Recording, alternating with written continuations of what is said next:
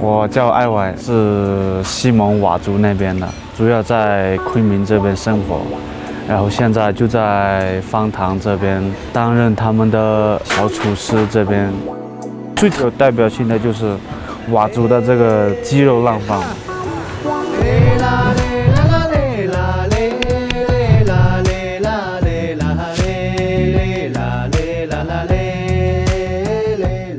The Wa people are an ethnic group dispersed throughout eastern Myanmar and Yunnan in southern China.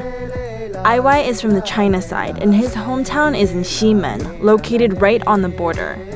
佤族主要云海，云海是特别美。如果你早上起来看云海，你就感觉你离那个云海的距离特别好。He came to the city for work, but insists on cooking food from his hometown, where the flavors tend to be more reminiscent of Southeast Asian cuisine.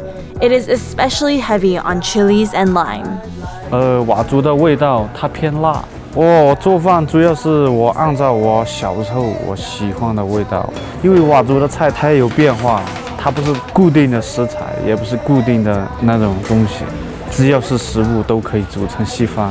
鸡肉浪饭的材料就属于茴香、酸笋、南瓜、撇菜根，还有辣椒啊、花椒啊这种。我看一下最特别的也就是茴香吧，放在稀饭，它特别甜，太香了。外面的鸡要必须洗干净，然后再熬鸡汤，熬个半个小时左右。然后再装米，差不多也是20分钟吧，差不多黏了，像稀饭了，然后就可以装佐料。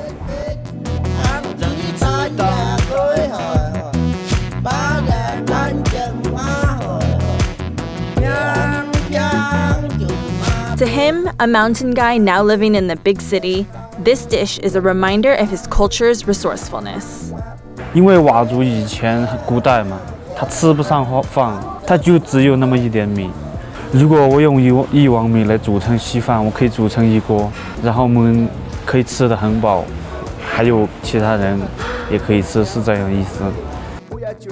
Yeah, อาสังหาไปเมาไงแทมาเตามามองข้าเอ็มไงไอวายสัตยุไปเกเอ็นเช้ามาเตามามองข้า Yeah เอ็มมังได้ไอวายเช้าแท้มาอังยองผสมเออแท้